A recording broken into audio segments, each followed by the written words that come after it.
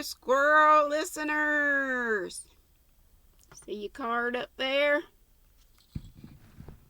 Those two right up there were behind the Christmas tree. And I haven't gone to the post office yet today, or the mail hasn't run yet today. But whatever cards I get there will go up tomorrow, if I get any. Okay, today we're at chapter 6. We've got to find out what happens with Jim. Is he going to be naughty? Why in the world is the house... Oh, and this is Anne of Ingleside from the Anne of Avonlea books. If you're new, I've got from book 1 up to this book. Why in the world is the house lighted up like that? Exclaimed Anne when she and Gilbert turned in at the gate at 11 o'clock. Company must have come. But there was no company visible when Anne hurried into the house, nor was anyone else visible. There was a light in the kitchen, in the living room, in the library, in the dining room, in Susan's room, in the upstairs hall, but no sign of an occupant. "What do you suppose?" began Anne, but she was interrupted by the ringing of the telephone. Gilbert answered, listened for a moment, uttered an ejaculation of horror, and tore out without even a glance at Anne. Evidently something dreadful had happened, and there was no time to be wasted in explanations. Anne was used to this, as the wife of a man who waits on life and death must be. With a philosophical shrug, she removed her hat and coat. She felt a trifle annoyed with Susan, who really shouldn't have gone out and left all the lights blazing and all the doors wide open. "Mrs. Dr. dear," said a voice that could not possibly be Susan's, but was. Anne stared at Susan, such as Susan, hatless, her gray hair full of bits of hay, her print dress shockingly stained and discolored, and her face. "Susan, what has happened? Susan, little Jim has disappeared." "Disappeared?" Anne stared stupidly. "What do you mean? He can't have disappeared." "He has," gasped Susan, wringing her hands. "He was on the side steps when I went to the glen. I was back before dark, and he was not there. At first I wasn't scared, but I couldn't find him anywhere. I've searched every room in the house. He said he was going to run away." "Nonsense. He wouldn't do that, Susan. You've worked yourself up unnecessarily. He must be somewhere about. He's fallen asleep. He must be somewhere around. I've looked everywhere. I have combed the grounds, the outhouses. Look at my dress. I remembered he always said it would be such fun to sleep in the hayloft. So I went there and fell through the hole in the corner into one of the mangers in the stable and lit on a nest of eggs. It is a mercy I did not break a leg. If anything can be a mercy when little Jim is lost." Annie still refused to feel perturbed. "Do you think he could have gone to the harbor mouth with the boys after all, Susan? He has never disobeyed a command before, but..." "No, he did not, Mrs. Dr. dear. The blessed lamb did not disobey. I rushed down to Drew's after I had searched everywhere, and Bertie Shakespeare had just got home. He said Jim had not gone with them." The pit seemed to drop out of my stomach. "You had trusted him to me, and I phoned Paxton's, and they said you were there and gone. You had been there and gone, and they did not know where. We drove to Lowbridge to call on the Parkers. I phoned everywhere I thought you could be. Then I went back to the village. The men have started out to search." "Oh, Susan, was that necessary?" "Mrs. Dr. dear, I looked everywhere that child could be, and oh, what I have gone through this night. And he said he was going to jump into the pond." In spite of herself, a queer little shiver ran over Anne. Of course Jim wouldn't jump into the pond. That was nonsense. But there was an old dory on it, which Carter Flagg used for trouting, and Jim might, in his defiant mood of the earlier evening, have tried to row about the pond in it. He had often wanted to. He might even have fallen into the pond trying to untie the dory. All at once her fear took terrible shape. "And I haven't the slightest idea where Gilbert has gone," she thought wildly. "What's all this fuss about?" demanded Aunt Mary Maria, suddenly appearing on the stairs, her head surrounded by a halo of crimpers, and her body encased in a dragon-embroidered dressing gown. "Can't a body ever get a quiet night's sleep in this house?" "Little Jim has disappeared," said Susan again, too much in the grip of terror to resent Miss Blythe's tone. "His mother trusted me." Anne had gone to search the house for herself. Jim must be somewhere. He was not in his room. The bed was undisturbed. He was not in the twins' room, in hers. He was nowhere in the house. Anne, after a pilgrimage from garret to cellar, returned to the living room in a condition that was suddenly akin to panic. "I don't want to make you nervous, Annie," said Aunt Mary Marie, lowering her voice creepily, "but have you looked in the rainwater hogshed? Little Jack McGregor was drowned in a rainwater hogshed in town last year." I looked there," said Susan with another wring of her hands. I took a stick and poked." Anne's heart, which had stood still at Aunt Mary Maria's question, resumed operations. Susan gathered herself together and stopped wringing her hands. She had remembered too late that Mrs. Dr. Dear should not be upset. "Let us calm down and pull together," she said in a trembling voice. "As you say, Mrs. Dr. Dear, he must be somewhere about. He cannot have dissolved into thin air. Have you looked in the coal bin? And the clock?" asked Aunt Mary Maria. Susan had looked in the coal bin, but nobody had thought of the clock. It was quite big enough for a small boy to hide in. Anne, not considering the absurdity of supposing that Jim would crouch there for 4 hours, rushed to it, but Jim was not in the clock. "I had a feeling something was going to happen when I went to bed tonight," said Aunt Mary Maria, pressing both hands to her temples.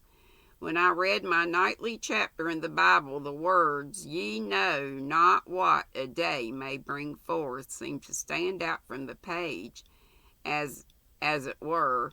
It was a sign. You'd better nerve yourself to bear the worst, Annie. He may have wandered into the marsh. It's a pity we haven't a few bloodhounds." With a dreadful effort, Anne managed to laugh. "I'm afraid there aren't any on the island, Auntie. If we had Gilbert's old setter Rex, who got poisoned, he would soon find Jim. I feel sure we're all alarming ourselves for nothing. Tommy Spencer and Carmody disappeared.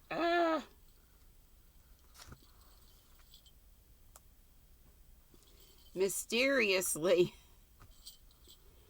40 years ago and was never found, or was he? Well, if he was, it was only his skeleton. This is no laughing matter, Annie. I don't know how you can take it so calmly." The telephone rang. Anne and Susan looked at each other. I can't go to the phone, Susan," said Anne in a whisper. "I cannot either," said Susan flatly. She was to hate herself all her days for showing such weakness before Mary Maria Blythe, but she could not help it. 2 hours of terrified searching and distorted imaginations had made Susan a wreck. Aunt Mary Maria stalked to the telephone and took down the receiver, her crimpers making a horned silhouette on the wall, which Susan reflected, in spite of her anguish, looked like the old Nick himself. The devil. "Carter Flagg says they have searched everywhere but found no sign of him yet," reported Aunt Mary Maria coolly. "But he says the dory is out in the middle of the pond with no one in it as far as they can ascertain. They're going to drag the pond." Susan caught Anne just in time. No, I'm not going to faint, Susan," said Anne through white lips. "Help me to the chair, thanks. We must find Gilbert. If James is drowned, Annie, you must remind yourself that he has been spared a lot of trouble in this wretched world," said Aunt Mary Marie, by way of administering further consolation. "I'm going to get the lantern and search the grounds again," said Anne as soon as she could stand up. "Yes, I know you did, Susan, but let me. I cannot sit still and wait." "Well, you must put your sweater on then, Mrs. Dr. Dear. There's a heavy dew and the air is damp." I'll get your red one. It's hanging on a chair in the boys' room. Wait you here till I bring it." Susan hurried upstairs. A few moments later, something that could only be described as a shriek echoed through Ingleside. Anne and Aunt Mary Maria rushed upstairs, where they found Susan laughing and crying in the hall, nearer to hysterics than Susan Baker had ever been in her life or ever would be again. "Mrs. Doctor, dear, he's there. Little Jim is there, asleep on the window seat behind the door. I never looked there. The door hid it. And when he wasn't in his bed," Anne, weak with relief and joy, got herself into the room and dropped on her knees by the window seat. In a little while she and Susan would be laughing over their own foolishness, but now there could only be tears of thankfulness. Little Jim was sound asleep on the window seat, with an afghan pulled over him, his battered teddy bear in his little sunburned hands, and a forgiving shrimp stretched across his, it's cat or dog, cat, I think.